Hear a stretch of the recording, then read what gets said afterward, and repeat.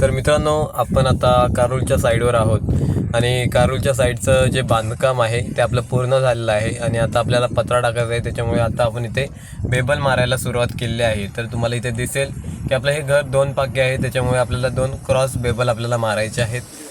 ते regular label तुम्हाला माहीत असेल की कशा पद्धतीने मारतात। हे बघा, हे रेग्युलर बेबल आहेत। तर दोन्ही पाके म्हणजे एक साईडला अपोजिट असतात क्रॉसमध्ये, पण ह्या साईडला तुम्ही बघू शकता हे वेगळं आहे थोडं। पण आपण असं एलमध्ये जाऊन हे सगळं करतोय। तुम्हाला दिसेल की एल करावं लागतोय, त्याच्यानंतर ते जॉईंट करून 2 बेबल आपले क्रॉसला येत आहेत। तर अशा पद्धतीने इथे आपण बेबल मारतो। ही फ्रंट साईड आहे, मी तुम्हाला दाखवली ती, आणि ही बॅक साईड।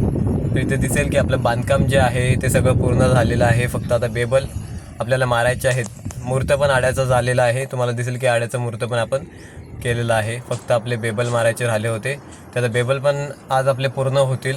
तर बेबल झाल्याच्या नंतर वेल्डिंग करून आपण पत्रा लवकरात लवकर टाकणार आहोत।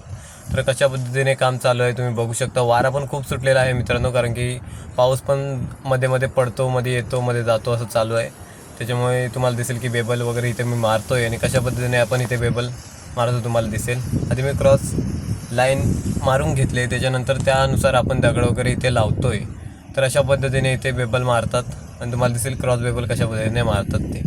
तर शिडी वगैरे आपण आणून सगळं मॅनेजमेंट केले। हा पहिला मी समोरचा फ्रंटचा बेबल मारला आहे गॅलरीचा, आणि त्याच्यानंतर आता हा त्या साईडला तुम्हाला दिसेल रूमच्या वरचा बेबल मारतोय। तर अशा पद्धतीने बेबल मारायचं काम चालू आहे।